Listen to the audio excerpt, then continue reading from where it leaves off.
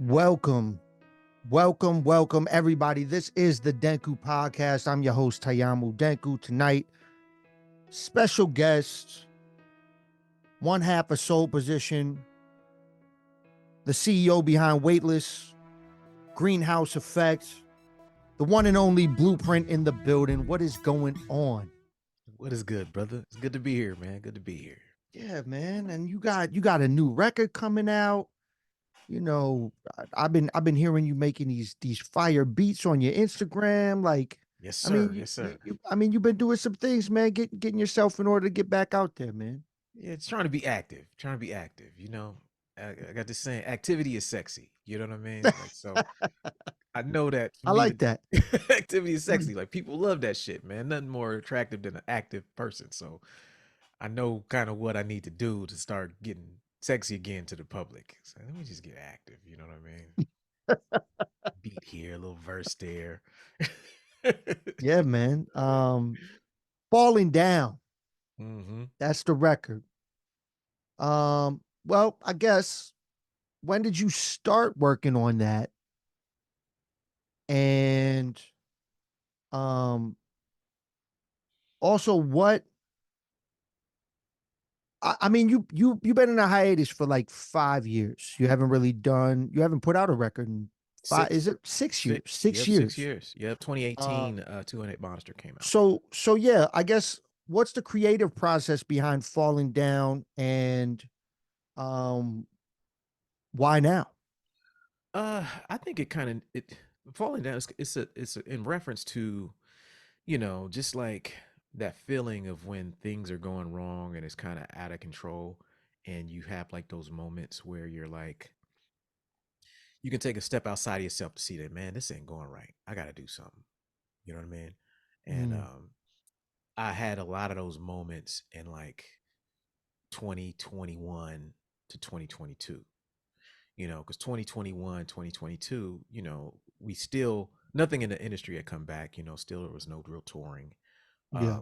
And at that point, that's when I was just like, yo, I got to do something because I've been sitting here since 2019 and,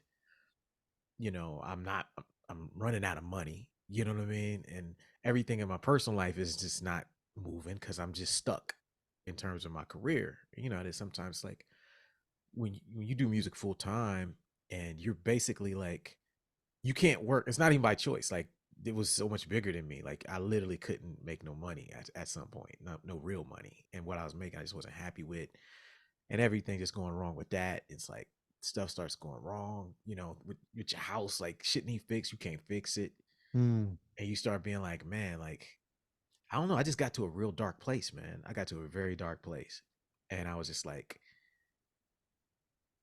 like this is not really where I want to be. But if I don't do something, like I'm gonna lose this shit for real. You know what I mean? Like everything I worked for will be gone. So typically I don't write songs during periods like that. Typically I wait and then I reflect and I'm like, but there was something about that time period where I was like, I need to just start writing about some of these things I'm going through. And so the concept of it was just about like, why don't you make a song that sorry, a record that's about like, and it's a 5 song EP, that's about these feelings and these things you're going through that are challenging, you know, and yeah. and don't even hesitate about putting it out because I had a feeling that if I thought about it too much, I wasn't going to ever put it out. And because some of it is personal. So it's like, yo, this is some real shit. And sometimes I'd be, I don't want to put this out. But then, I was honestly like, I would see like other people doing that shit. And I'd be like, yo, I should put out shorter records. I wanted to get back to putting out shorter records anyway, because I wanted to be more active. I had all these songs that were separate from my album, that were just kind of about where I was and my efforts to kind of pick myself back up. And Mm, so the record is not just woe is me. It's not a woe is me record. It's like a yo, shit is challenging, but I'm gonna push through it and handle it kind of record, yeah. I mean, yeah. You definitely need. I mean, I guess I don't really write that much stuff like that either, I guess. I'm more of a, I guess I do more punchline shit, Yeah. more just talking about shit that a lot of people don't really talk about. But there is a record um that I'm working on that Fredro Star did all the production on. Hmm. And since that's going to be put out through the Onyx label, I wanted to um write more concepts that people could maybe relate to more. So that is more personal shit on there, you know what I'm saying? So Yeah. I don't tend to do it at that often myself, but that project is like that for me. You know what I'm saying? Yeah. So yeah, I guess I definitely think sometimes artists need to go down that path, you know what I'm saying? Especially when they're going through it. I wanted to ask a little bit more about it. You also have the instrumentals on the record. Yes. Is uh and I like that.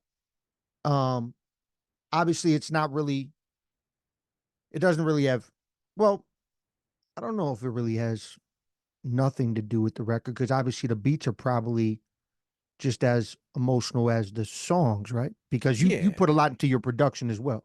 Yeah. But for me, it's something like, we grew up in a time when like you would get bonus shit on the vinyl. You know what I mean? Mm-hmm. Like you would get the maxi single era. That's kind of what Yeah. we grew up on. You get a remix, you get an acapella, you get something on there. And I feel like we kind of got away from that for shorter records. And so I'm like, why don't I start putting that shit on the B side? Because I'm known as a producer as well as a MC. So I'm like, yo, for people who buy the physical, moving forward from here on out, I want to start putting stuff like that on there, like exclusive things, because I think the physical product, people really don't have a reason to buy it like they did back in the day. And because Yeah. they don't, it's like, why don't I give them more? So like, all the instrumentals are on the record. Like the CD version has like a 8-panel fold out with all the lyrics in it. You know what I mean? The LP version, colored vinyl, all the instrumentals, and it has like the lyrics as well.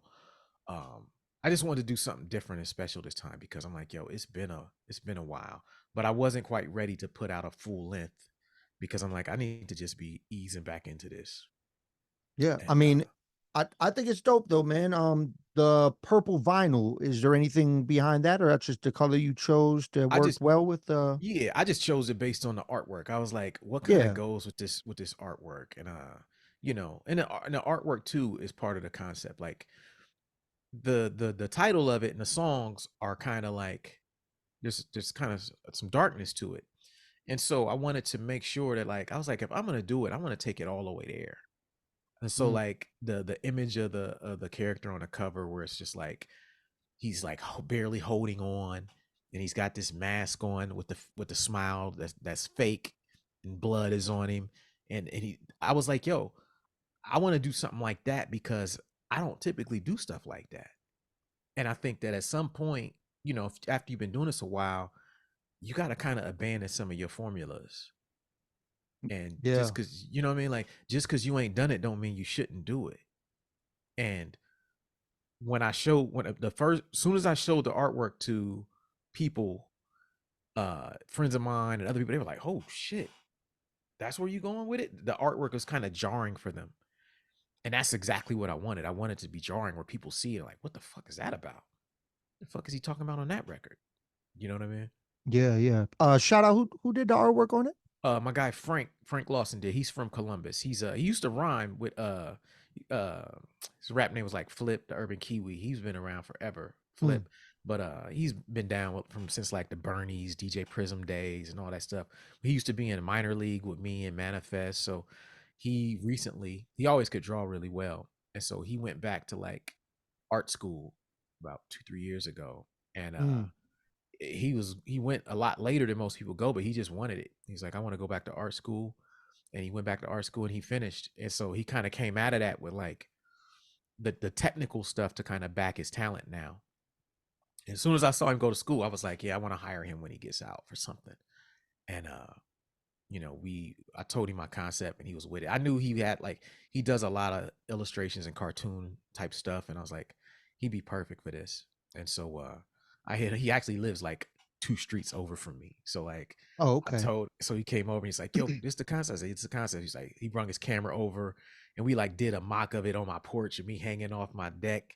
And like he took the Oh, picture. that's what's up. Yeah. So it's a picture that he took of me hanging off the deck with my arm barely holding on. And look it up. And he took that picture and then he went back and he drew it and illustrated it to be what it is. That's real dope. So Yeah. so it's technically it's like you. Yeah. And then 100%. he created it. That's dope. Yeah. That's dope. Yeah. I thought it was just off the brain that he made something, but that's even it's even doper that it's like you, and then he created what he created around. Like that's dope, man. Yeah, because you want it to be like authentic and real. So I was like, yo, we should just I'll hit the pose off of this fucking deck and you just stand over and take the picture and I'll, have everything from the arm back. That's literally me. Yeah, you know what the face reminds me of on it is it made me think of you saw the Watchmen movie? Yep. It Me too. makes me think of the smiley face, the comedian. Mm-hmm. Yep. Yeah, I'm a huge fan of that. That movie and the graphic novel. I think the graphic novel Watchmen is like that shit got me back into reading. You know what I mean? Like when I got Watchmen's sober, cold. it's incredible, man. Like incredibly written.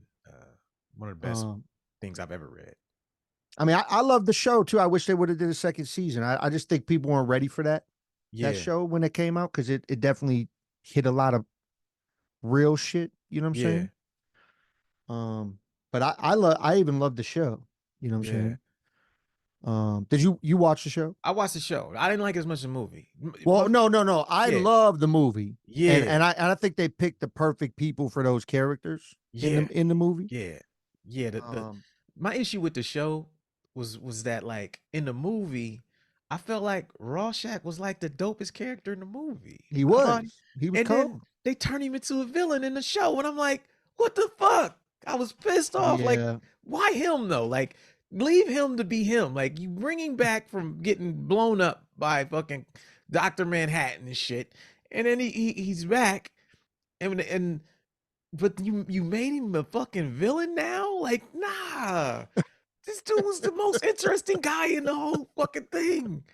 His monologues and shit, man, that shit was incredible. That I didn't like it when I was like, no, they didn't do that to Rorschach. Now he's like the symbol of white supremacy. I was like, nah, man, why they do my man like that? I love this character. Yeah, man. Yeah. I was like, somebody else should have done, not him, though. You know what I mean? Yeah. Man, how about make Ozymandias to like the white supremacist cult leader? Don't make fucking Rorschach that shit. He was too iconic. Yeah, Rorschach is definitely my shit, man. My favorite. He was like, I'm not trapped in here with you. You're trapped in here with me. But you know what? Also in the movie, I wanted more comedian. Yeah, he was the second favorite character. Because he was knocked out like right away. You know what I'm saying? Yeah, he was an ill dude. His flashbacks just made when they showed how he was acting during the war. Oh yeah, he was like, "This is a heartless motherfucker right here." Yeah, but he knows some shit that no one else knew. Well, that's why he was acting like that. It was like he was inside. He knew the joke that the shit was a fucking joke. Yeah, man. That's my issue with the show, man. Rorschach needs to be brung back and be his own fucking. He needs his own series. He should have his own series. Yeah. It would be dope. I mean, they do it with all these other characters that don't even deserve a series by themselves. Exactly. Yeah, let him go through the grimy ass streets of some Gotham-like city, trying to clean that motherfucker up, and having a fucking shoot fucking people in fucking face who are unsavable. You know what I mean? Criminals that can't be rehabilitated. Let him just go around and fuck people up. Yeah, man. For the people that do tune in to watch this, make sure that you stop at weightless.net so you can get the Falling Down. Is the pre-order still available right now? Yep. So you can get the Falling Down pre-order right now. He's going to be going out doing some touring for the album. He does have a stop in my place, Milwaukee. We ended up getting that booked. Yes, indeed. To have him come back through here. How How do you feel about getting back into the touring game? Man, it's different. It's different. I haven't played a show since 2019. I played I only played I think one real show in 2019. So there's part of me that, a little nervousness, but the nervousness is more just about like, do I remember my lyrics? Do I remember the timing of certain things that I used to, like if you don't spit a rhyme for a while, you like, do I know that? Do I really know it? You know, because when you really know a rhyme, you know it. Like people could be literally talking. You could watch TV and say that rhyme and no one will even nothing can interrupt you. It's like your brain just goes on autopilot. And so I kind of lost a little bit of that. So I have to relearn. So that makes me a little nervous, but I got plenty of time, so Yeah. makes me a little nervous. But on the other hand, it's kind of like I think my perspective on touring has kind of changed being away from it, and also just from being in the trucking industry. I used to look at certain things in touring in a different way. So like for example, like when you on the road by yourself or you on tour, a smaller tour, you want short drives every day, right? And you like and like a day off, you like, I can't afford to take a day off because I gotta pay for the hotel and I gotta pay for the gas. I ain't making nothing. So it's like I used to think that was the worst thing in the world until I bought a semi truck. And then I realized that like not having nothing to run in that scenario versus not having a show in a rap scenario is night and day. Like a day off not playing in rap is actually cool. Like you got a semi truck and Mm. it take you fucking $4.25 a gallon to drive it, and you got freight, and if it break down, it's gonna be at least 1,500 for the tow. It's gonna be it's like Mm. oh, it's Yeah. like it's a whole different monster. So I was like, yo, you know what? You can actually move at your own pace with your off days on tour. It's not ideal, obviously, to have an off day, but now I think my experience in trucking, bring it back, is that it makes me take a more relaxed approach to touring now. Mm. Like I don't feel the pressure to go out and do 60 days like that right now. Like I feel like I want to go out. Like I told my booking agent when we went back, because I was still kind of on the fence. I was like, I'll do maybe 15, 20 shows max. You know what I mean? And it wasn't like there wasn't more interest. It's more like I'm looking at it like I don't want my touring to be looked upon as like the solution to my career being where I want it to be. I want touring to be a end result, a reflection of where my career is. Meaning I that, feel that. you know what I'm saying? Like reverse engineer it, because we've been brung up to be like, oh, you got to road dog it to get your name out there, to get to in front of the people and all of it, right? Like that's how we came up. That's what we did. And we still do. But part of me is looking at it like, yo, because I literally had several years to sit back and watch the game. I watched people go from like no followers to hundreds of thousands of followers, not even be touring at a time when you couldn't tour. And I watched some of the things they were doing. I'm like, yo, there's a way you can build up demand for touring without going out there and busting your ass like this and doing it like that. There's a way you can create interest in your live show without necessarily playing a live show. And you can do that sometimes in the comfort of your own home. Like Mm. Tiny Desk is a perfect example of this, right? Like Yeah. Tiny Desk is turning people into touring draws that were never touring draws. Nobody cared about them people till they saw them on NPR Tiny Desk. Mm-hmm. Then you're like, you know what? Because prior to that, they were just people who stood there and rapped over their own lyrics. No one really cared about them. Then they do Tiny Desk, and you're like, oh, they're actually an artist. They they actually can put together a great show. Like, oh, this is interesting. They're not just an industry plant or just a robot. Like, oh, they're actually talented. Yeah. Like the same thing. We can do some of the same things. And me sitting back and watching a game from a whole nother industry made me see like, yo, tour, but don't look at touring as this thing's going to solve your problems. If you want to be at whatever step, whatever stage you think you should be at, look at that as something that you have to solve yourself, and not go out there on the road to try to solve or to try to fix, or I want to be in front of people. Like in this age of internet and content, like if you go all in on content, you can win regardless. Like you can't find anybody who's successful at this shit now who ain't went all in on content. Yeah. unless they came from the era before the content.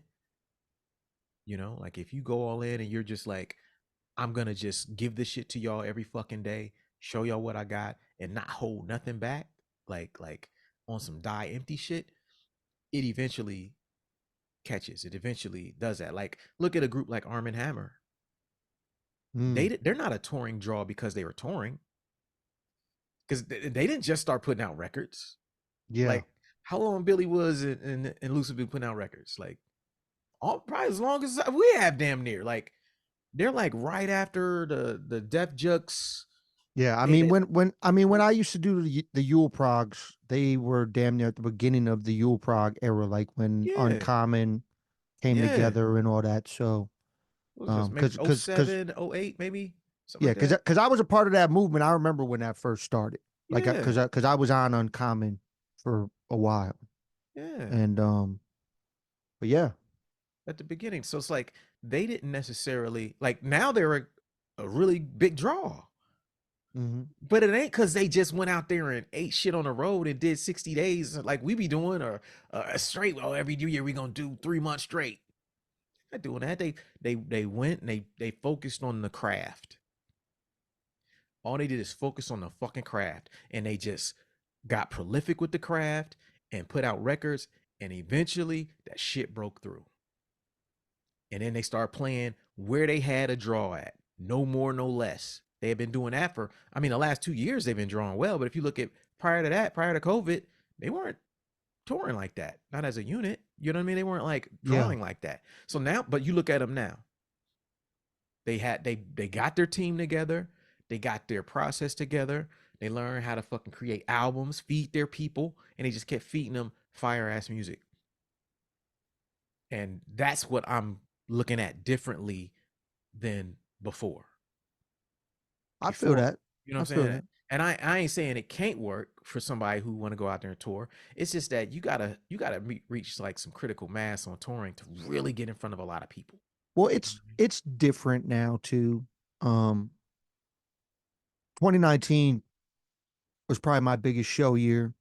Yeah, I think I did like 4 separate tours in 2019 that amounted to a total. I think I did like 125 shows in 2019. yeah, he was killing And it. then COVID happened and I had to cancel my shit that I Hmm. had booked up. I was thinking 2020 was going to be even bigger. Me So too. I was focusing on that. And then that shit had happened and then I um I sprinkled in a little couple random shows towards the end of 2021, and then 2022 I did my first tour back out. Hmm. And I mean, I'll be completely honest with you, it's different. Yeah. It's the what I've noticed is the amount of people that come out still is less, but the money the people spend on merch is more. It's Okay. weird. Like Yeah. that's what I've gotten. Yeah. Like, and maybe that was early because it's been a while, Yeah. so they feel like they haven't seen you in a while, and now that they see you, they want to support the new Right. shit that they didn't get back then or whatever. So maybe that's what it is, and maybe that are diminished too, and then maybe crowds are come back out more. But from what I've noticed, it's still down on the Yeah. crowds. I mean, I could straight tell you, like Yeah. when Ari the Rugged Man was here, Yeah. not too long ago, not that many people. Yeah. Not that many people. From what I've seen him doing in the US, you know what I'm saying? Hmm. So I don't know, but overseas, it's crazy. Yeah. Yeah. Like It's always been a lot different over there, you know.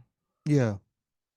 But that's what I've noticed. You know what you had mentioned going back into touring and having to remember some of your lyrics and timing and stuff like that. You know what happens to me when I take probably a month or two off, because winter I don't really do shows. Hmm. That's like my time when I get caught up on music shit, music recording stuff I got to do like that. But when I take that time off, I feel like this has happened the last couple years or few years for me, and I don't know why it happens. And I got to figure out something to make it stop happening. But if I go out, the first show that I do, midway through my set or three-quarters of the way through sometimes, I'll start losing my voice. Mm. That's a concern for me too. That's a And concern as well. and it's, I don't know if it's like the muscle training, if maybe I need to do more practice leading up to that first initial show, cuz after the Yeah. first show I'm good. Like last year I did a lot of weekend warrior shit. I tried that method out Yeah. to hit places more on the weekend.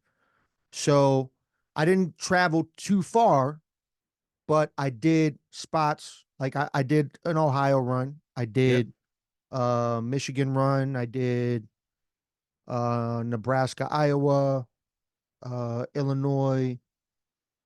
I all the spots that I could reach in a full weekend. I did all those throughout the year, and the first beginning of me starting to do shows, that same shit happened. Mm. But after that, never happened again. That's dope.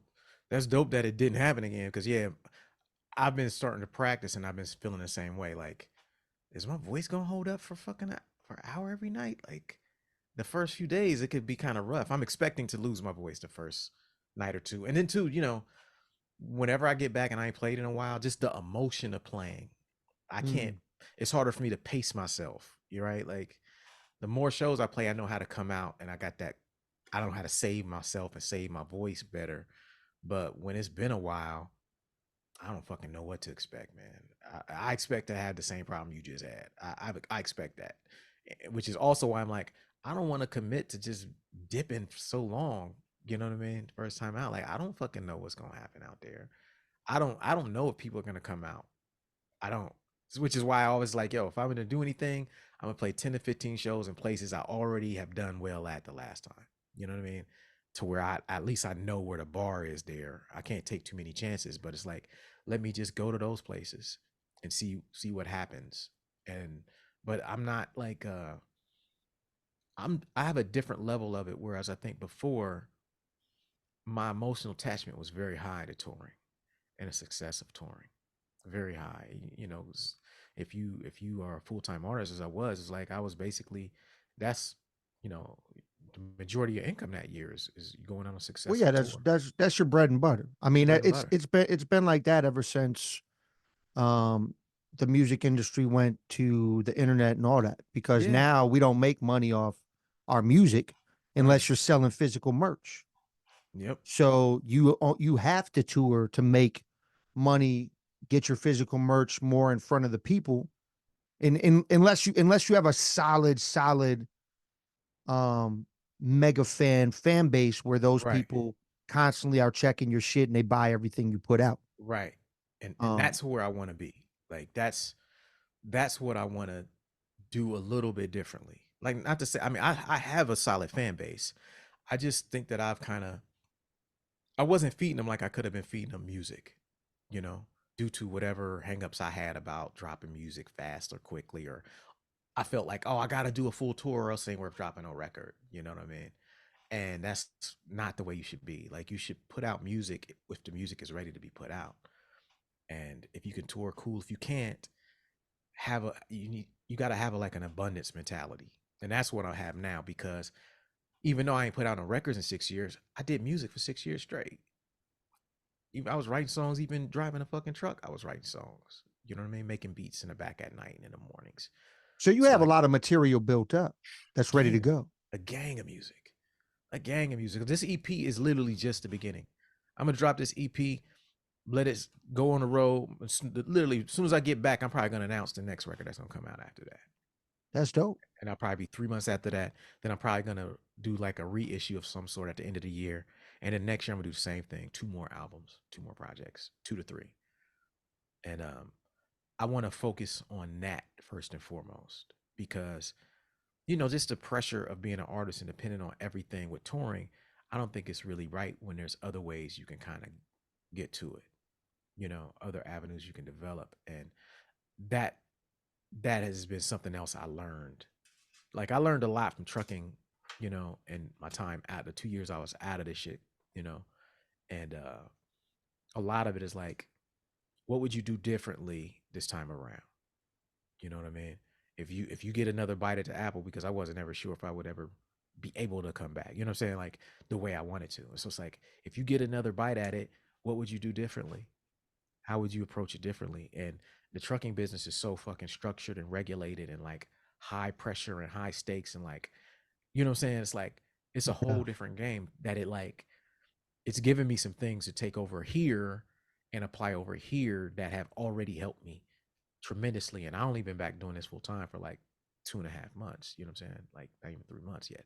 And so, but so far, the 2.5 months I've had has been some of the best 2.5 months I can remember in my career.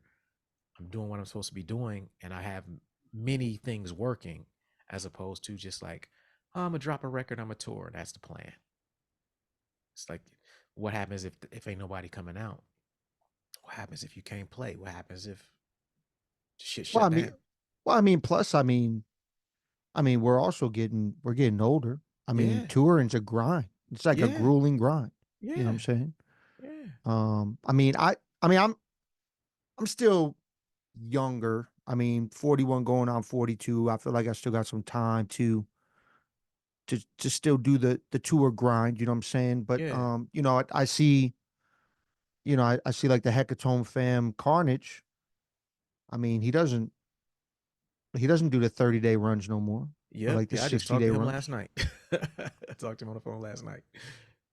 Yeah, we Yeah. talked about that. Like, yo, sometimes you have to move differently as you get a little further down or further up in age. And it's not that you don't love touring. Like I love touring. I love it. I love playing in different cities. But I'd be lying if I said that like I love like the risk and the anxiety that come along with it, the grind of it. I ain't into the grind of it, but I think that there's a way to do it strategically, and Hmm. and I think that there's a way like to re-engineer this shit to where it takes the pressure off. Like I think once upon a time, yeah, we had to do that. We had to get out there. But I'm like, yo, what if I put that same effort that I'm putting into these shows and booking this shit? What if I put that same shit into content creation? What if I put that same shit into like the packaging, releasing projects that are like timely and truly, truly speak to people? Put my best shit out all the time. Always have visuals for every fucking thing I do. You know what I mean? Like this, getting on, doing the interviews. Soon as people ask you, do it, do it. You know what I mean? Like Yeah. the people I see winning are doing that. Like just doing that. And they start out, they don't have no fucking following. They can't tour. But you just keep watching, just keep dropping, you know? Like Yeah. I definitely have turned into a content creator constantly. I try to share, put something different out every day, even if it's not just strictly, um, music based. Because I dabble in a lot of different things. I mean, Yeah. I do. I mean, you do too. I mean, you got Yeah. the Super Duty Tough Work podcast. Mm-hmm. Um, but and you do producing and your own music and all of that. So you definitely do too. But I mean, yeah, I mean that's what I do. Like I do the podcasting.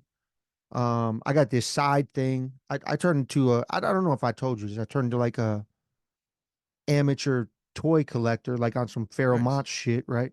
And Nice. like, but I don't intend on ever selling any of it. Yeah. I don't collect it for that. I collect it and then I use the figures. I have learned how to um do camera work, Yep. imaging, Like create the art photography and shit. behind it, and then Yeah, like yeah. I'll create these small, you know, minute long, 30 to a minute long clips of this character. I'll incorporate some hip hop instrumental shit behind it, and I'll talk about what the character is or what the toy was and when it was released. And that's like a whole separate thing I started doing. Yeah. So like I do that shit and it just gains different people. You know what I'm saying? Yes. I'm nowhere near. where I want to be with any of it. Yeah. Like I would love to elevate more. I don't know if it's harder because of where I'm located. I mean, Milwaukee's a little different. Yeah. Um, I don't know if it's that or not. And I definitely don't get the when I'm in front of people, I feel like I get the support of people I'm in front of. But Yeah. when I'm thinking of the other artists in the city, not that I need their support, but when I think of that, I feel like it's all haters in Damn. in Milwaukee. It's all That's haters. what I feel like it is. I mean, there's like a small amount of people Yeah. that I like can fuck with and that are put on Yeah. shows because we see eye to eye on shit. Yeah. But a majority Yeah. of the people that do music or hip hop in Milwaukee, I feel like they're like they're smile at me Yeah. and then they're talk to their friends. Damn. Damn. The hate. And I feel like it's been like that for years. You know what? It'll always be like that until something smacks motherfuckers in the face and make them give it up. Like that's people are always like that. People used to be like that with us all the time. Like I feel like I can almost remember like when the switch flipped because like we would get hated on. It was literally like we was getting hated on up until like I think it was like right after 8 Million Stories came out, or right after in '88, like that time period between like this first Soul Position record came out and did really well, and then the 1988 record.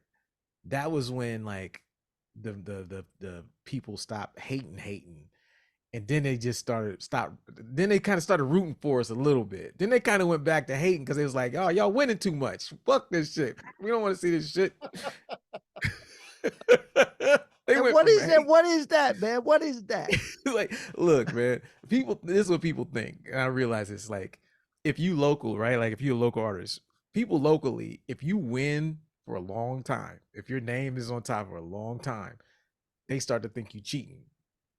They be telling themselves that you got to be cheating or you made some kind of deal with the devil. You couldn't be getting there because of hard work or people just like you when you do good business. Nah, this motherfucker got to be doing something underhanded to have stayed in this position. So I need him to get out of the way so I can occupy that spot. That's how they think locally. Yeah. But what but why do they but why do people like that go that direction when you've helped those people? You know what I'm saying? Like I've like it's like this. People think I'm on this arrogant shit, whatever. But the thing is, I'm actually very humble and I feel very blessed for the things I've been able to do. And I've helped tons of people. I've helped artists be on their first shows they've ever been on. Yeah. I've given artists that I've believed were dope the entire tour formula of what Yeah. I think this is what you should do to get out there and start touring. I've showed people all these things and Yeah. then they don't use them.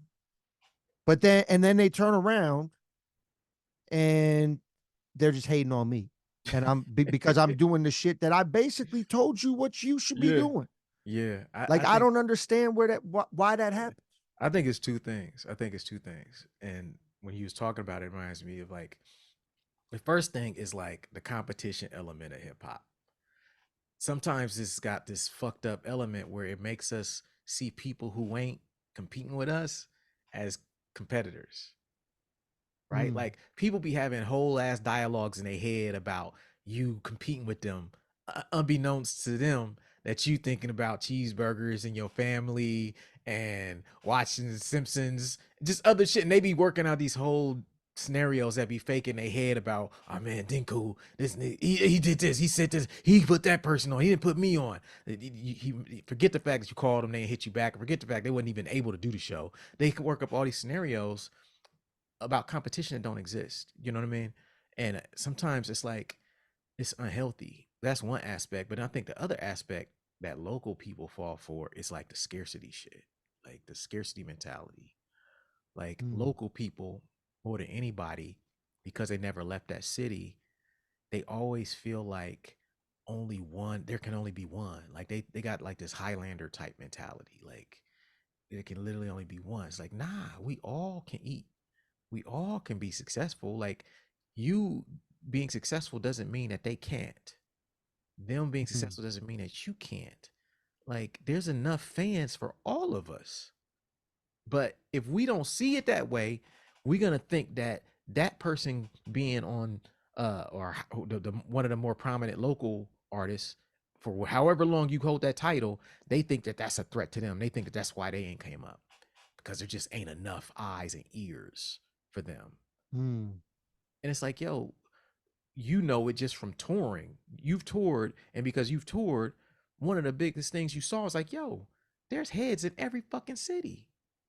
There's Yeah. people who like this underground shit every fucking where. Like, why are people acting like they can't get no fans just because they ain't left the city? There's enough for all of us. And in fact, it's easier for all of us to get there if we work together than if we, you know what I'm saying, at Mhm. war with each other.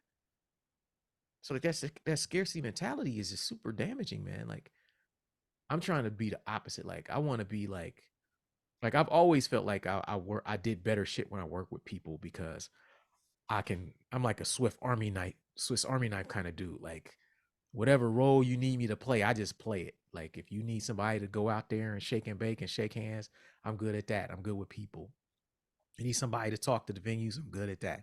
You need somebody to fucking talk to the DJs, I can speak the DJ language. You need somebody to on production, I can do like I can rap, I can be the front man. I know about promotion, I know about all these little things that I've done allows me to be really good in team settings because I can kind of fit in to whatever the need is. But what happens is some people they don't want to fit into what the need is. You know what I'm saying? Mm. Like, instead of Yeah. being like, yo, if me and Dinku work together, we can all do well. Why don't I help him promote his show? He'll help me promote mine. Why don't I get on his podcast? You know what I'm saying? Like, he's doing stuff for the scene. Why am I trying to compete with him? I want to out podcast him. He's not even trying to compete with me. You know what I mean? Like, Yeah. that mentality to me is the worst at the local level. Nationally, I think people know. Anyone who's toured knows. Like, wait a minute, there's enough fans for everybody out here. Mhm. You know? Yeah. No, I feel that.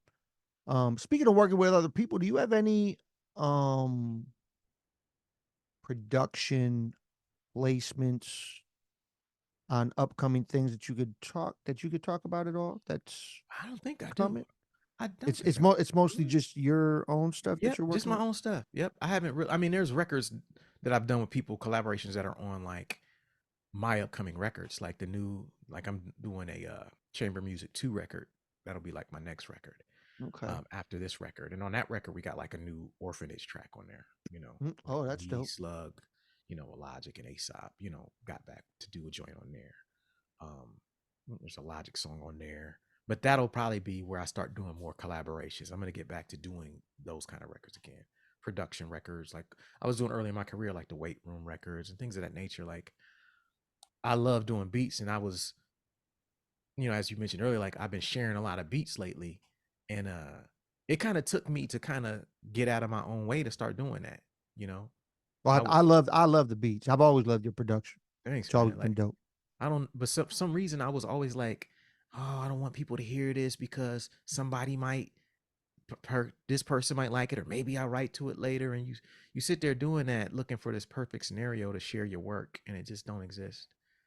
And I'm realizing now, like, yo, just share it. Don't overthink it. You flip this sample, you know, plug in this thing, play it, share it, and see what people like. And instead of like waiting on this perfect scenario, be an artist. That's what artists do. We just create. And so I never had a problem creating. I just had problems sharing outside of an album cycle. You know what I mean? Mm. And so now I'm really focused on just sharing outside of the album cycle. And it's now just got me more inspired and just like more people, and I'm looking at it like my follower count is growing all over again, whereas it was stagnant for some years. So I'm like, you know what? That's the key. Like, keep working. You don't need the answers to everything. If you make something that's dope, share it. You know, Give people a reason to fuck with you, all the time.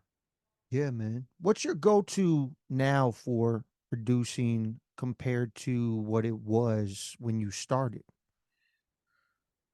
Man, I think now the difference now is like my production process is streamlined no matter what piece of equipment I use. Like how I produce records is not tied to any piece of equipment. Mm, And so like it's truly just like a process where before it was like I felt like I could make a beat on the EPS. I was good on the MPC. Okay, I can make a beat with Reason. Okay. But when I got to Ableton, I stopped focusing just on being good at Ableton and just looking at the whole process of production, like what that entails, making a good song, movement, sound selection, focusing on chords, melodies. Like, why do people like things? Sometimes I imitate beats that producers make because I want to know why I like it. You know, like I mm, posted a beat, myself playing them chords from Dilla the other day, and it was just I had sat there for like an hour and a half, 2 hours trying to figure out just how to play them damn chords from that Busta Rhymes songs that Dilla produced. Show me what you got, and it was like by the end I was like, oh, that's why I like this so much. These chords are incredible. yeah, Oh, man. it comes all back down to that. So what does that mean? How do, fuck with the chords heavier? Because no matter how you hook up the chords, they're gonna give that moment to somebody else when they hear it. They might not know why, but what I'm doing now is just, it's completely devoid of like all of that. Like it's all about the process. What would a producer do? Like I do like coaching with producers. Um, Sometimes like I have two cats I'm like coaching now on how to make beats, and like Mm, my main thing with them is the mentality of a producer.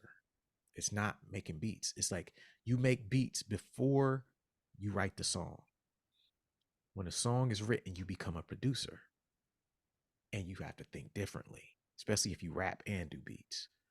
And so like I have one of my students, like I give him homework assignments, you know. that's dope. you know, That's it's like, dope. yeah, like it's like, hey, you hear that drum pattern right there? I'll play him a drum pattern that somebody did. And I'll be like, you like that shit? He's like, yeah. I was like, okay, go recreate it. That's your homework. You know what I mean? I want you to program that exact pattern, learn it, program it. I said, we're gonna go through all your drums. We're gonna pick out your best drum sounds. You're gonna have no excuse. Don't be searching for no drums. You limit it to these 55 kicks, 5 snares, 5 hi-hats. And you program that motherfucking pattern right there. That's All right. dope, man. Yeah. That that yeah, that made me think of I mean, I haven't done it in a while, but I remember when I was in college way back, there used to be a small group of people that I used to gather with that wanted to learn more of the art of freestyling, like off the top, because mm-hmm. I've always been real nice Yeah. off the top. So um, I don't know how I do what I do. I Mm-hmm. honestly have no idea. I've always been good at freestyling, like off the top. It's always I started doing that before I started writing. I don't know where it comes from. I don't know how I can like one. I don't know when the last time you saw me perform, but literally I do this thing at my shows, especially if it's a more intimate setting where Mm-hmm. I'm at the end of a show and I'll do it a cappella most of the time, or sometimes I do the first part a cappella and then I bring in a beat for the second part. But what happens is I'll go around the room, I'll gather 10 to 15 words from people, Yeah. and I will literally go through all the words that they gave me in order, Mm. use them in the freestyle, and then I will go through all the words again in reverse order. Oh, that's crazy. And it blows everybody's minds. And I honestly have no idea how I do it. Yeah. It's just something I've picked up. But I used to try to give people these methods when I was in college. I actually got to even teach my creative writing class because the professor was so into what I was doing that for 2 weeks out of the course, he let me Mm.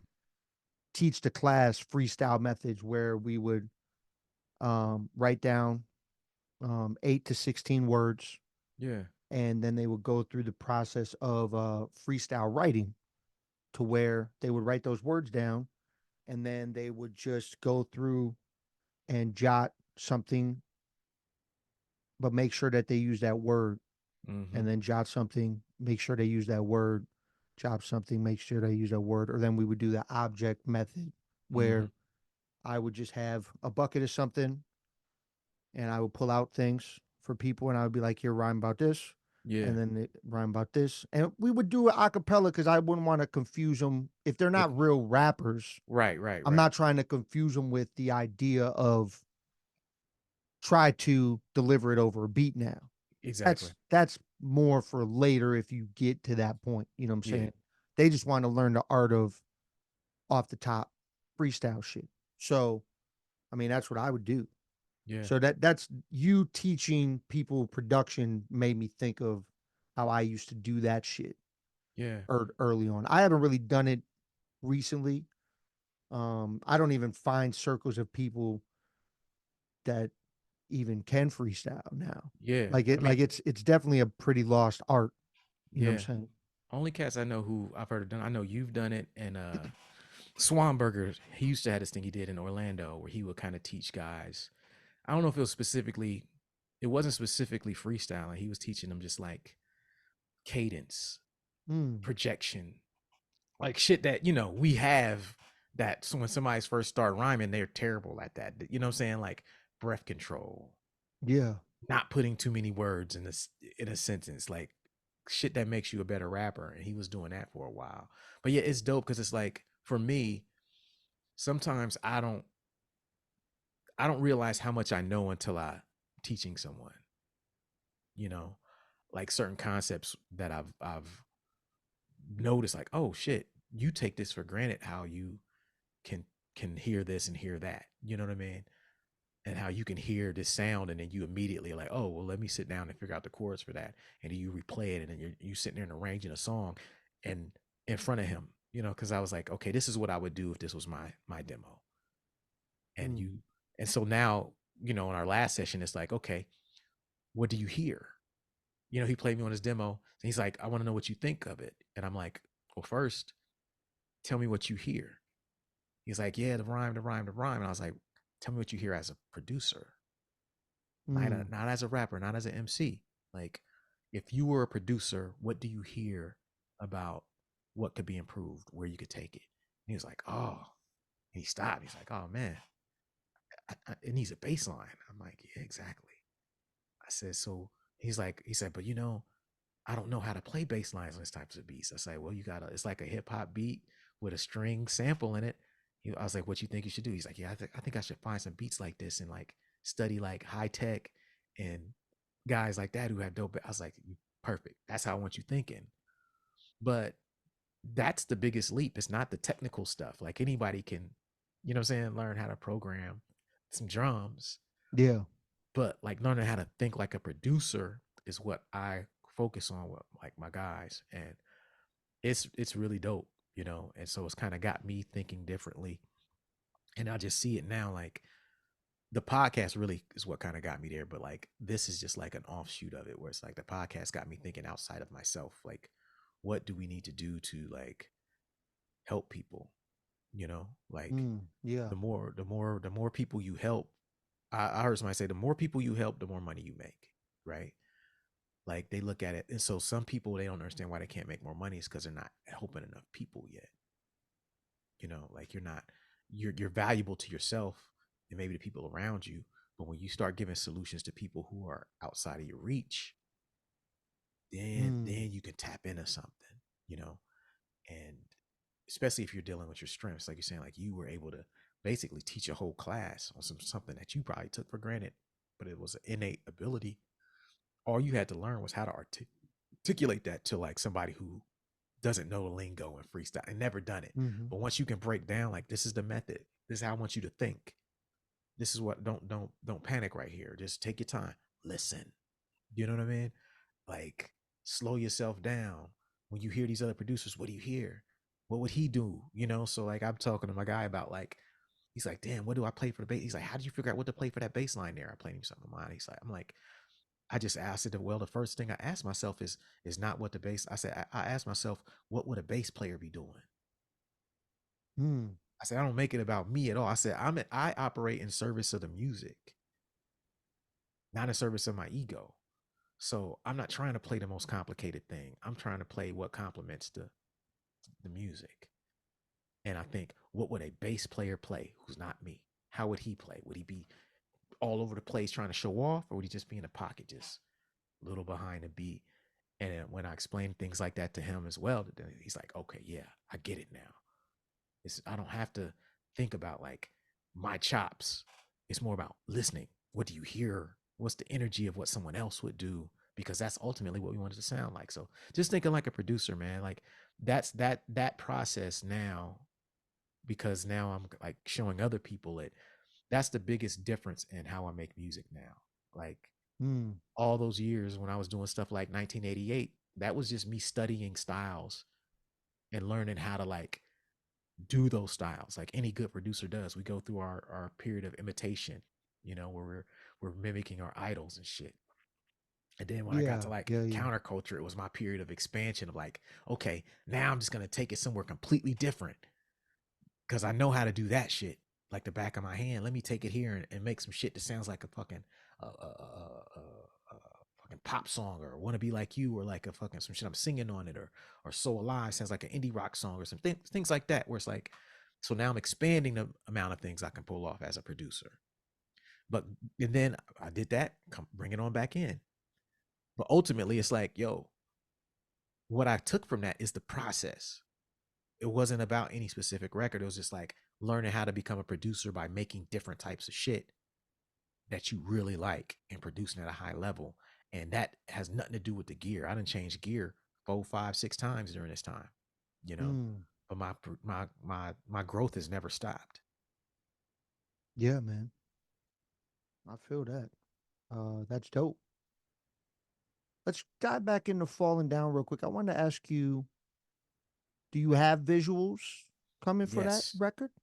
literally just finished editing the video yesterday. The first one, like I got the first single is "Fix Your Own Plate," and my guy Mario, he shot a bunch of my other stuff for me that I typically edit, and so he shot it. Um, we shot it last week, and then we finished it this week. And I spent 2, 3 days editing it. It's done. It's ready. It's gonna drop Monday, actually, like this Oh, coming dope. Monday. Yep, it'll be out Monday. I'm gonna give people. I'm gonna just drop some pictures and just give people heads up. It's coming like Friday, but people who are on my email list will probably get to see it Saturday. I'm gonna send out like a exclusive link for people to watch it Saturday. So anybody, so if you like, since you bought stuff from the store, you're gonna get a link to it Saturday to check it out Dope, ahead of man. time. And for everybody that's not on the list, they'll see it on Monday morning. But yeah, but I plan on doing like two more, at least 3 music videos for this album, for this That's EP. dope. That's So dope.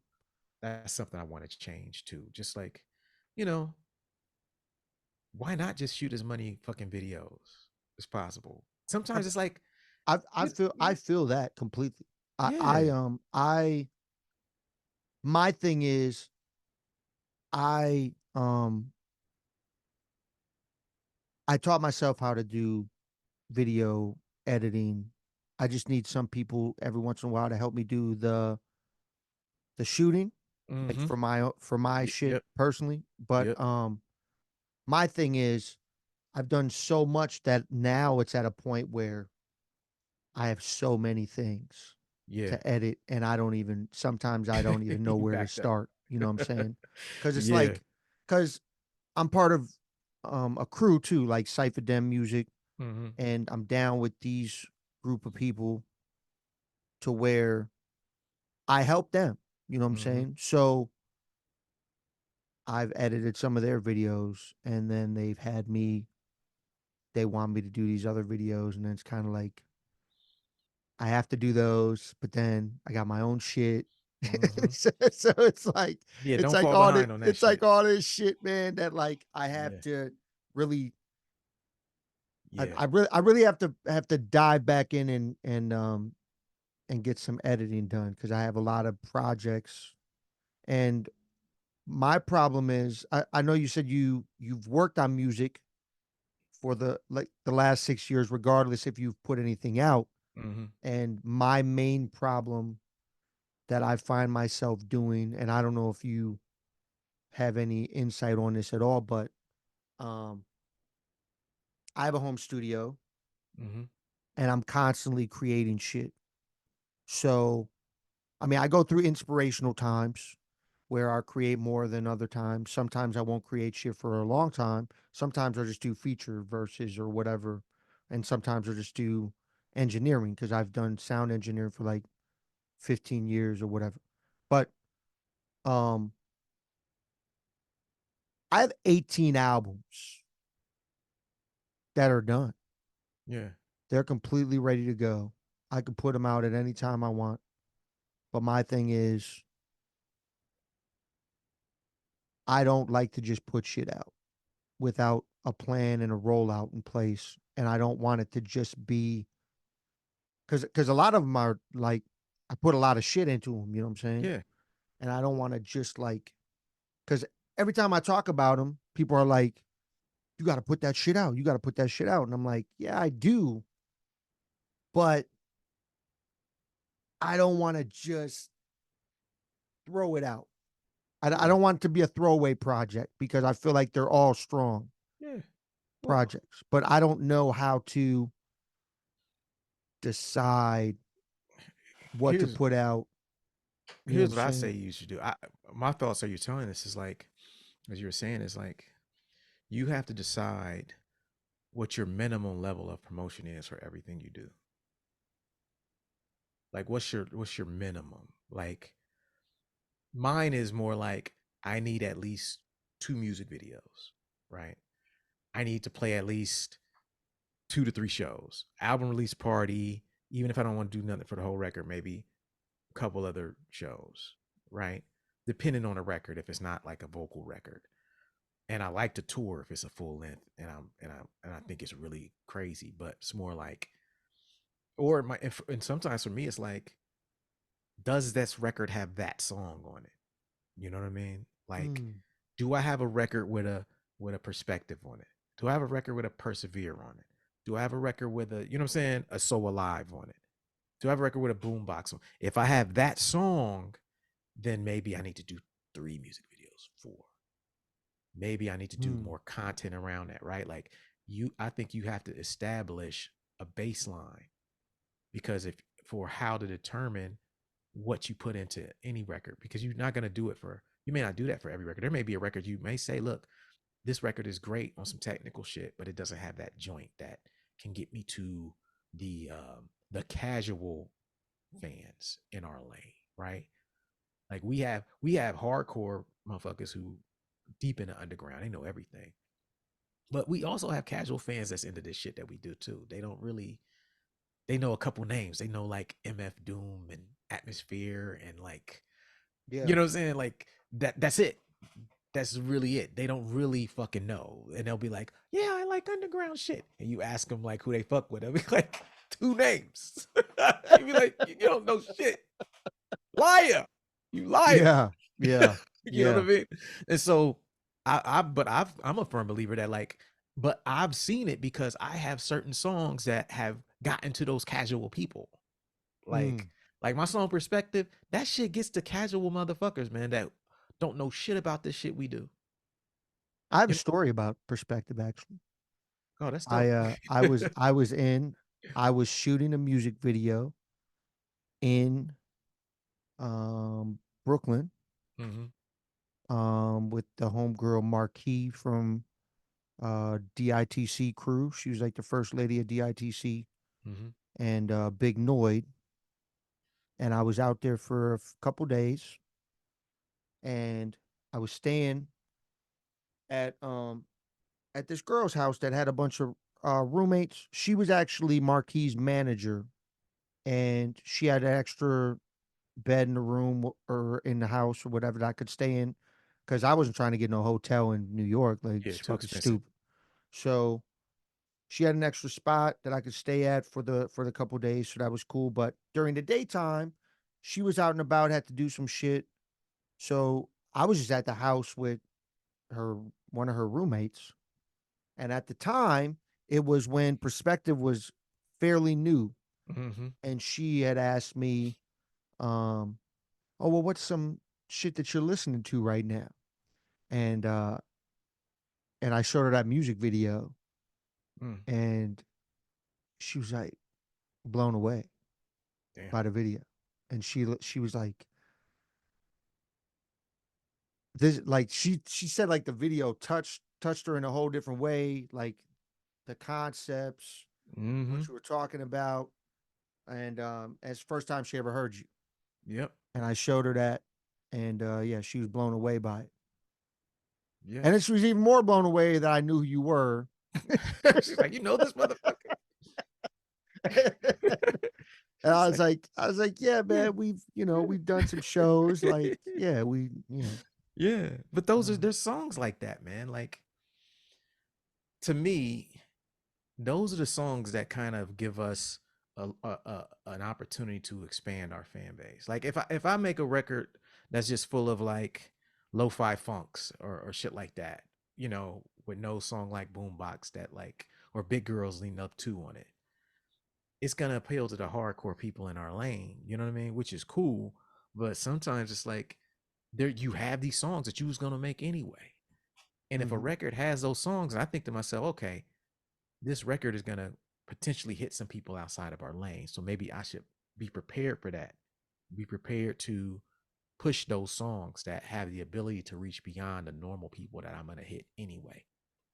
And that is kind of a barometer for me, you know what I mean, to determine what music I prioritize that's done, as well as what I put into those records. Because you have decisions to make. Like there might be some records where you just spitting like a motherfucker on it, and maybe it don't require nothing to promote it other than you filming yourself, in your studio like that, and just dropping bars after bars after bars after bars, or like one or two fucking cameras, one camera shit, and you just going nuts, and yeah, motherfuckers just hear that shit. And that's it. Like certain records are like that. You don't need shit. It's just you fucking going.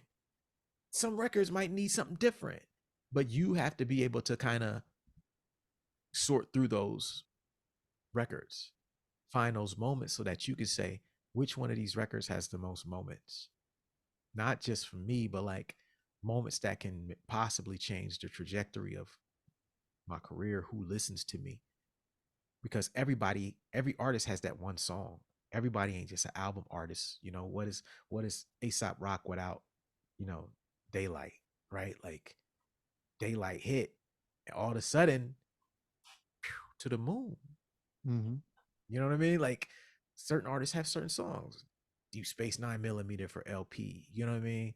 mm-hmm, Rhymes Like Dimes for Doom. You know what I mean? Like the albums were great, but it was like that one joint. You yeah, know what I mean?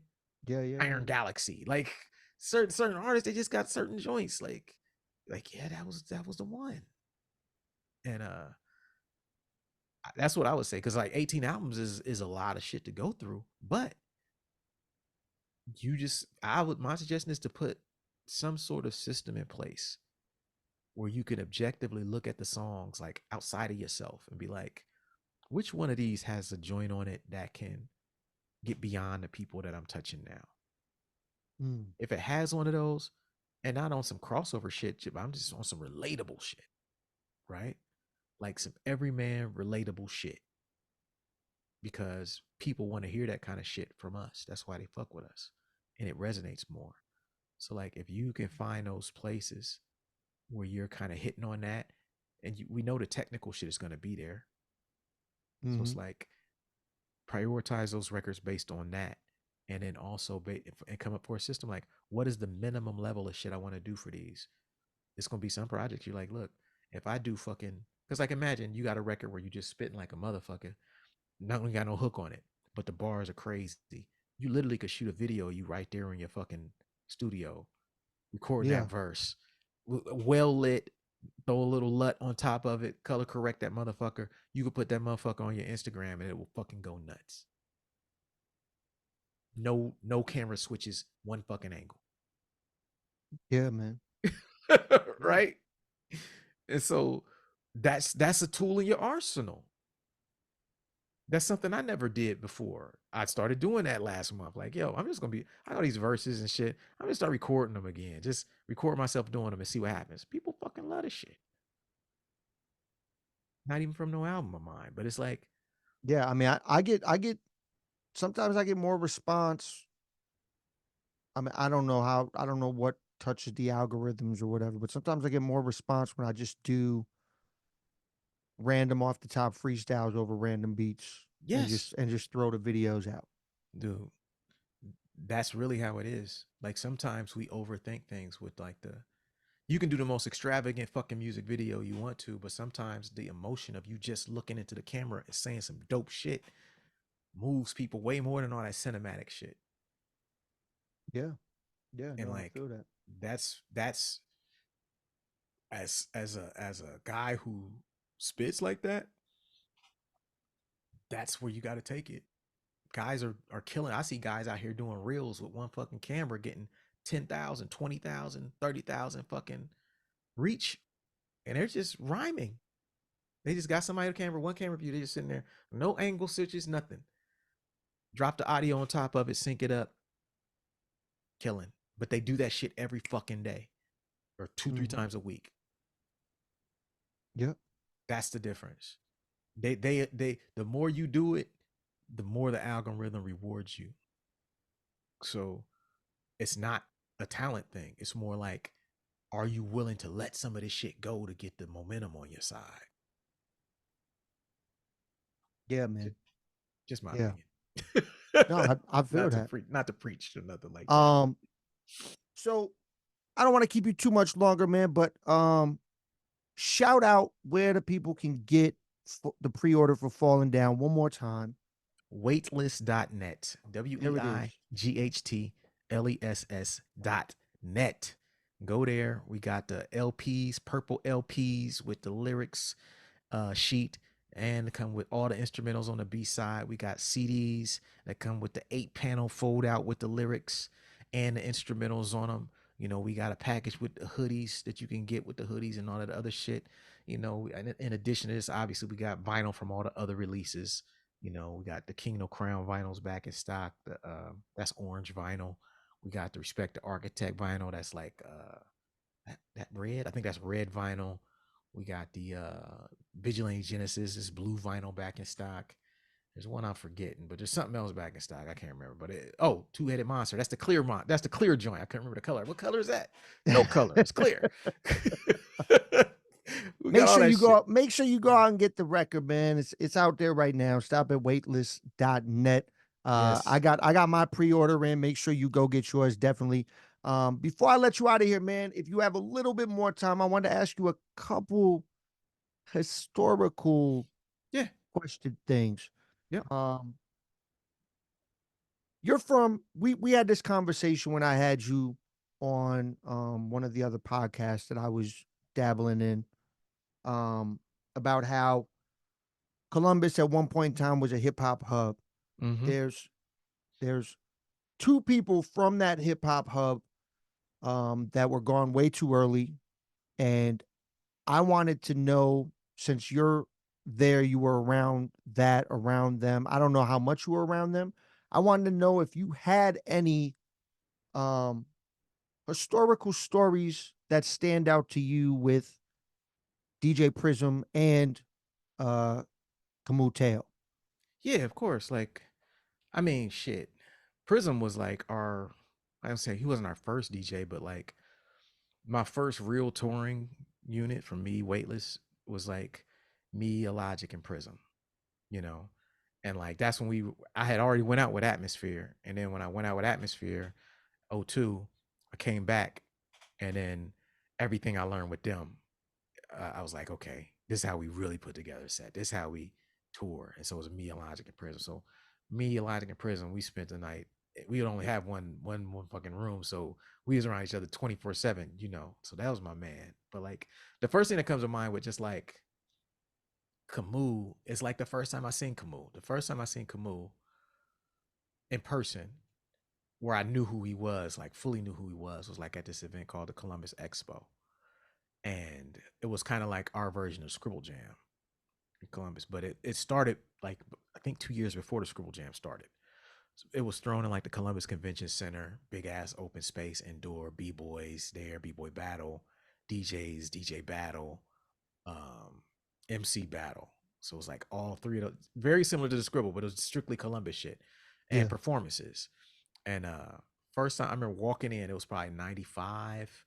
Camus probably was 15, 16. I was in college or some shit. And like I remember he was like,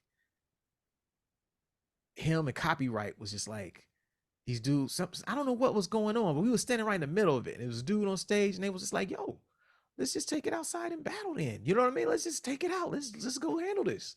They was talking to dudes way older than them. Like, yo, let's just get it. Like, it was like 15, 16 years old, like challenging these older dudes to battle. And so everybody just went outside. They went outside out into the hallway, and then Kawoon them fucking served them up. You know what I'm saying? In front of like everybody. But it was like that was my first time seeing Camus. I was like, and Copy too, and really hearing. But I knew who they were, just like because I had some friends in the scene, and they would tell me about these young kids who were just crazy on the mic, and I was like, these kids from this crew, megahertz.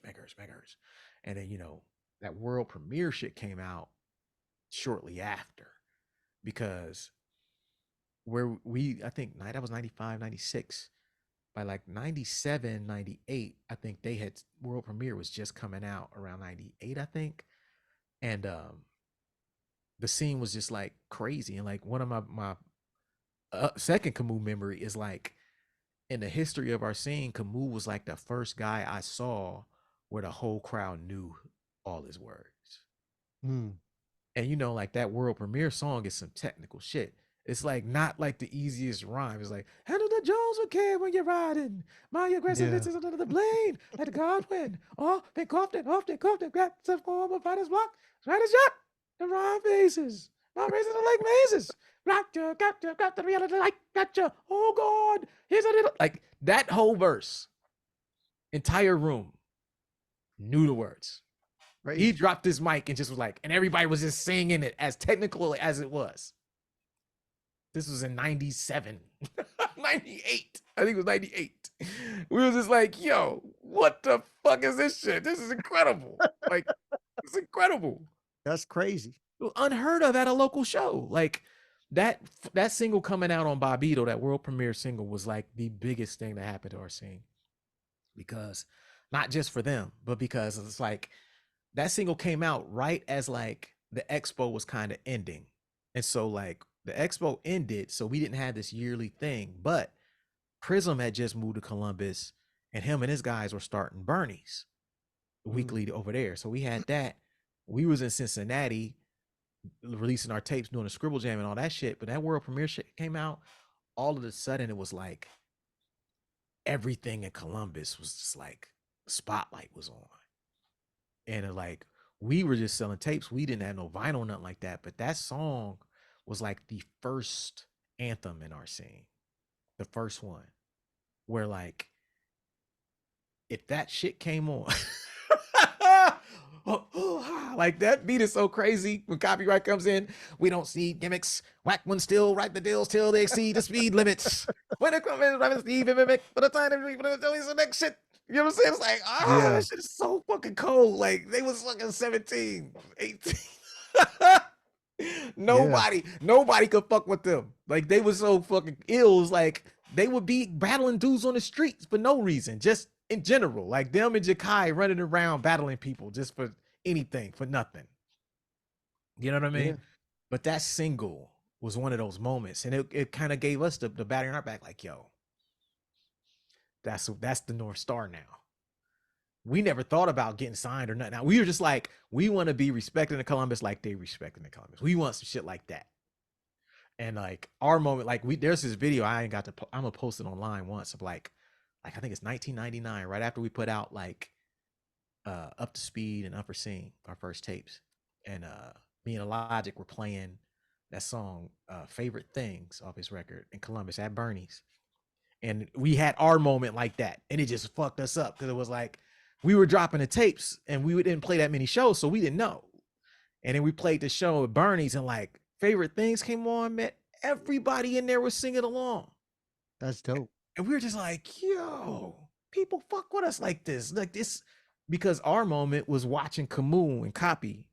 You know what I'm saying? Like 2 years prior, like, yo.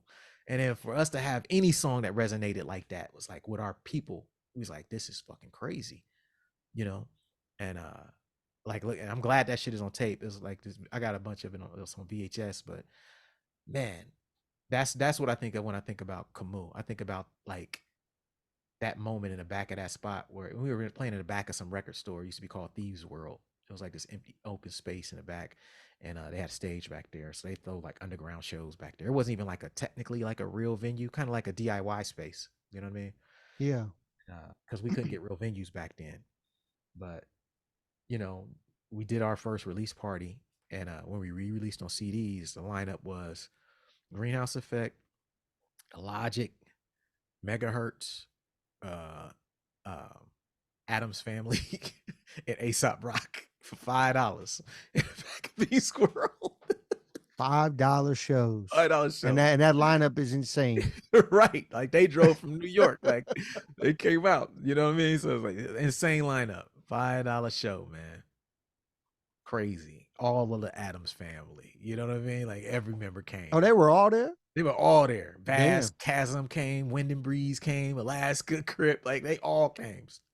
Dude, it was crazy. Yeah, that's insane. I would have loved to be at that show. Dude, crazy. I wish we had videotape it. I bet somebody probably got it. But man, it's like but Prism was just like, dude, I got so many moments of Prism just like being a wild dude. Prism was one of the wildest dudes ever. Like people just don't know. Like he was a live wire, like adventurous. But I never understood, because I was like, yo, Prism, man, you be wild, man. You a crazy dude, man. You be doing everything. He's like, but the thing about Prism, people didn't know, is Prism had a heart condition. So Prism was supposed to die. Like he wasn't supposed to even make it to be like 10 years old. Oh. And so he knew that. And so he explained that to us. He was like, yo, man, the reason I'm the way I am is because like I ain't supposed to be here, man. He's like, I'm not supposed to be alive right now. He's like, I got a fucked up heart. And you know what I mean? Like I really ain't even supposed to make it this many years. So like you look at how I live my life, man, it's because I just don't give a fuck. Cause I know that I ain't supposed to be here. I'm looking at this as all like bonus time. So like Prism would, if a show was whack, he would bum rush the stage, start beatboxing. Like, he was like that kind of guy. He'd get on the tables, like he didn't give a shit. He was like a hip hop dude. Like he didn't care, man. But he was just one of the funnest dudes I was around. Like I love Prism, man. That was my guy. We had so much fun, me and him and Illogic riding around. Like he was one of the first guys we were supposed to put out on waitlist outside of Greenhouse and Illogic. Prism was. He had a record called the Flam Flam. Crazy record. We used to listen to it every fucking day on tour, and we were supposed to put it out, but he never finished it. It was like he never finished it. I remember we got in an argument one day. I was like, Prism, man, you done made me listen to this motherfucking record for months, and you finished the shit. We ready. The artwork done. Can you just give me the record? Why you don't give a fuck? And he's like, Print, man, I just don't care like that, man. Look, I'm having the time of my life. Like, I don't care about putting out a record. I get to tour with y'all. I'm out here fucking bitches. Like, I don't care. Like, I'm drinking and partying. Like, that never came out? Never came out. I think Philly Phil might have put it out later, years later. I think Philly Phil might have put it out. But the version that we had never fucking came out. Like, we were supposed to put that record out like 2001, 2002 or some shit like that. Man, he was just like, I was like, when he said that shit to me, I was like, damn, I gotta respect it. Like, you know, like everybody ain't out here for the fucking gusto to get rich off rap. Some motherfuckers is just out here for experience. You know, they just want to kick it. Like, oh, I get in free. I don't got to pay for drinks. Groupies is here. Sign me up. Let me roll. And Frizzle was incredibly talented. And I mean, it makes sense, like you said, living on time that you didn't even think you were gonna have. Yeah. I mean, it makes sense. Yeah. You know, like once I knew that, it's like I couldn't even argue with him. I was like, he right. Like, you know what I mean? Like, I might be the same way if I was like, yo, I could be going at any minute. Why the fuck am I even tripping? Like, have fun, live life. You know what I'm saying? Like, yeah, don't be on no bullshit. Don't stress out about this shit. Like, this dude was having the time of his motherfucking life, man. Like, Prism was just he was a wild dude. Like, I did wild shit on tour. His shit eclipsed some shit I would do. Like, when I was drinking, I was partying. Prism was like next level. Like, he was just having fun because he didn't care. He was just like, yo, man, I ain't supposed to be here. This is all bonus. This is bonus. You know what I mean? It's extra credit. I don't care. Like, yeah, I only personally met him once. I don't know if I ever told you that story. He was at Scribble when he was a judge for the beatbox battle, and I had known who he was. Have I ever told you the story? I don't think so. I mean, you were probably there at the time, because I'm pretty sure I saw you at Scribble almost every year. Yeah. But he was judging the beatbox battle, and I had known who he was as a judge, so I beatboxed "Hold the Floor," and the crowd knew it. Yeah. And when they were like singing the chorus when I was beatboxing, the fucking shit, Prism was just like doing this to the crowd shit. It was cold. It was cold when it happened. You know what I'm saying? And then like he gave me dabs afterwards, said what's up. That's literally my only interaction with him ever. That's the only time I met him. Yeah. And he was like the thing about he was kind of a quiet dude in public. Like, you never really knew the shit. But when you was around, he was like, this dude is wild as hell, man. He's a character, man. He was a character. He would sit around watching cartoons all day and like MASH and just like old, Golden Girls and shit like that. He was that kind of making beats. That's all he would do. You know what I mean? Because he had a heart condition, so he couldn't technically work. So he would just be making beats and watching fucking cartoons and shit and fucking out all day. Yeah, man. And last thing before I let you go, I'm a huge fan of Illogic's Celestial Clockwork. You did the production on the record. Mm-hmm. What was the process and vibe of creating the production for that? What was that? Did you just give him beats and he went with it, or was it y'all came together with the creative process? So a lot of times it was different for that one. That record was, we kind of knew where we wanted to go after after Unforeseen Shadows. So like Celestial Clockwork, even though it came out third, we started working on it right after Unforeseen Shadows. But we knew we wanted to make some epic shit. So we were like, because like we had opportunity to get signed to like Mush Records after Unforeseen Shadows, and they was interested in signing Illogic, but we were already working on Celestial, and we were like, we don't know if we want to get him this shit, because we knew that record was going to be crazy just based on where we wanted to go with it. Because like he would come over and he would say rhymes to me, and I would hear rhymes. I'd be like, okay, yeah, I think I know where we need to go with this shit. And so like I would kind of go back sometimes, and then I'll cook up something, and the next time he came over, we'd try it over that beat. And there would be certain times where I would just once we found kind of the themes, then it was like, okay, then I would have stuff for him. But at this time, he would have like 2 or 3 notebooks of rhymes at any point. Like now he's a guy who just writes 2 beats. But back then he was going to the University of Cincinnati and stuff, and he would just write all day. And so he would have literally like those black notebooks, or just like those binded notebooks. He would have 2 or 3 of those with all types of shit. And we were just like, we want to take it somewhere with sonically that no one is really fucking with. And like it's different for our lane, but it's out there. And like what you doing technically rhyming, I want you to just take it as far as fucking possible. You know what I mean? Don't feel like you gotta conform or none of this shit. I was like, and I'm gonna do the backdrop. But we knew where we were gonna take it. But when we were doing that record, we had got a offer from Mush, to put out a record over there, because I think ASAP had just done that EP over there. He did an EP over there. Float. He did Float over there. I think that was on Mush Records. Yeah, it was. Yep. Yep. And him and Illogic were doing a lot of work at that time, and they were hearing Illogic stuff on the songs he did with them in Blockhead, and they were interested in him. And so we were like, what do? We were like, we can't get him Celestial. We were like, we don't know them. This is special. Because we were just like, we're not giving them this record. This shit is special. So we were like, let's just record another record. And then so we were like, okay, let's do that. Okay, boom. So we took like a week and we did Got Lyrics. So even though so we like, let's put Celestia on hold and do Got Lyrics. So we did Got Lyrics. And then we finished Got Lyrics. And we were like, this shit too fire to get at these people, man. We got to put this shit out too. So we never gave them that shit either. So we just like, sorry, man. We just go pass on the deal. We got 2 choices. We can't give y'all these records, man. It's just crazy. Hey, sometimes it be like that. Sometimes, yeah, because we was thinking we just go make a little quick EP that we would feel comfortable giving to them. We made this guy lyrics. We was like, oh hell no, this shit is fire. Nope, we gotta keep this one too. So then we were like, okay, it's gonna take us a little bit of time to finish Celestial anyway. So we'll just put out Got Lyrics, and then he put that out, and then he was able to tour, and that record did really well for him. And then by the time he got done with that, we were wrapping up. He was gone touring with Idea and stuff, and that's when I first met him. Yeah. And so that's actually the first time. It's actually the only time I had a freestyle session with Idea in Milwaukee. Dope. That's dope.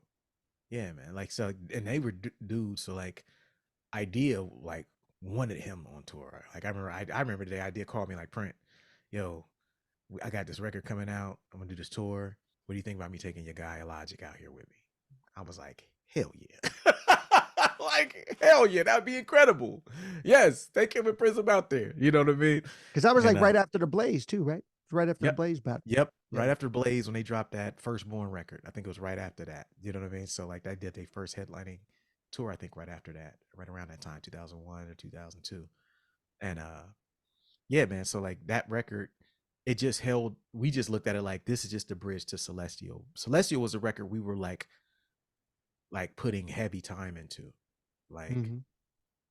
Like just the part of like there's so many bugged out samples on there. Like some of the shit I listen to now, I'm like, where the fuck did I get that? How did I hear that sample? And how do we pair it up with this rhyme? And it's just so fucking perfect, So there was tweaking even after that went into that. Yeah, we before the final project. Oh yeah. Illogic's got alternate versions of some of those songs. He's got like, he played them on his stream. He did the B-sides, right? Ago. The B-sides. Yeah.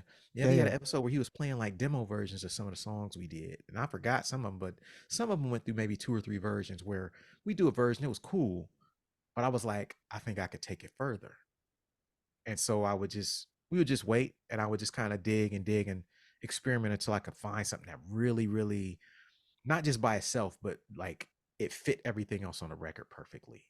That's what we were looking for. We wanted this cohesive thing, not to be like, oh, that's a dope song by itself. Nah, we wanted it to sound sonically like everything just made sense together, But yeah, man. Well, that's dope, man. Well, like I said, this has been dope having you on the Denku podcast, man. I appreciate you to the fullest. I will let you know when the episode is getting ready to drop, so I can get some promo done for it. Get people to tune in. Again, for everybody out there, the Denku podcast has been brought to you by Cypher Den Music, where we inspire even those higher. And remember to never stop chasing your dreams, because you will never know what you are fully capable of. We have had the great, the one and only Blueprint on the show this evening, and I appreciate you to the fullest. Again, go out there and catch that Falling Down album, pre-order right there, and catch him on tour upcoming soon. Make sure you tune into his Instagram on Waitlist as well, waitlist.net, for all the tour information and the album. And yeah, man, like I said, I appreciate you, and I look forward to sharing the stage with you in May 21st. Yeah, man. All right, X-Ray Arcade. Thank you, brother. Appreciate you, man. Oh yeah, good night. You too. Peace. Peace.